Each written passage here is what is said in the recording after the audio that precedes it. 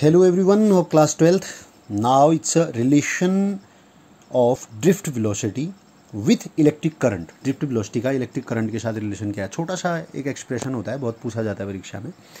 Let any current is flowing through a metallic wire and the electric field is established in the wire and the free electrons begin to move with drift velocity Vd in the direction opposite to the electric field. अगर किसी metallic wire को हम battery से जोड़ दें, उसमें electric current flow कर रहे हैं, तो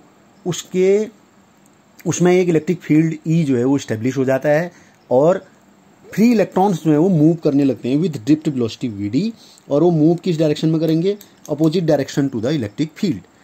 अब if the charge carried by the free electrons passing through the section of wire in T second is Q. अगर किसी इलेक्ट्रॉन के द्वारा टी सेकेंड में क्यू चार्ज ले जाया जा रहा है तो I is equal to Q upon T होता है. ये आप जानते हैं. Rate of flow of charge is equal to electric current. ये आपको पहले ही पता है.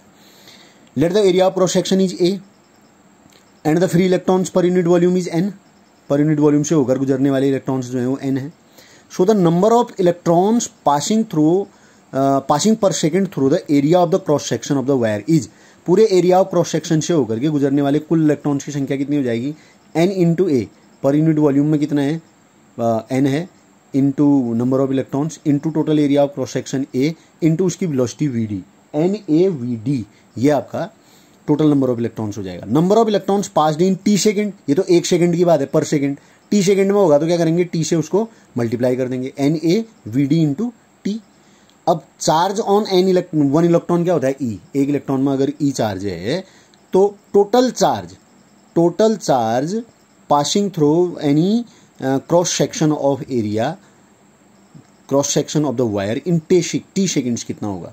टी सेकेंड्स में इतने इलेक्ट्रॉन है, इसको ई से मल्टीप्लाई कर दोगे. N E V D T into E. इतना चार्ज जो है क्या हो जाएगा? टी सेकेंड में किसी क्रॉस सेक्शन से होकर गुजर रहा होगा. अब इस क्यू की वैल्यू को इक्वेशन 1 में रख दो, इसको इक्वेशन 2 मान लो from equation first and second. I is equal to क्या होगा? Q upon T. क्यू की वैल्यू ये होगी पूरी, अपॉन टी करोगे, टी से एक टी कट जाएगा तो क्या बचेगा? N E A V D. I is equal to N E A V D. This is the relationship between electric current I and drift velocity V D. Simple सा expression है, बहुत बार पूछा जाता है. इसको आप बनाएं, फिर नेक्स्ट वीडियो में बताते हैं नेक्स्ट चीज.